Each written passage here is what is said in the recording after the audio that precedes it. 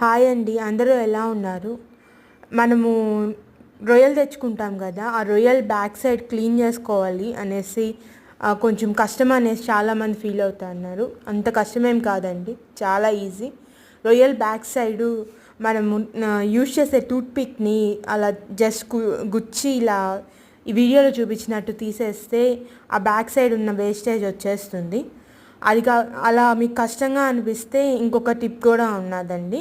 అదే నైఫ్తో లైట్గా చిన్న ఘాటులాగా పెట్టేస్తే అది ఈజీగా వచ్చేస్తుందండి. అలా అయితే కూడా వచ్చేయచ్చు. ఈ రెండు మెథడ్స్లో ఏదైనా యూజ్ చేయొచ్చు. ఈ కంటెంట్ మీకు నచ్చితే అయితే ప్లీజ్ లైక్ చేయండి, షేర్ చేయండి, కామెంట్ చేయండి, సబ్స్క్రైబ్ కూడా చేయండి ప్లీజ్. Thank you.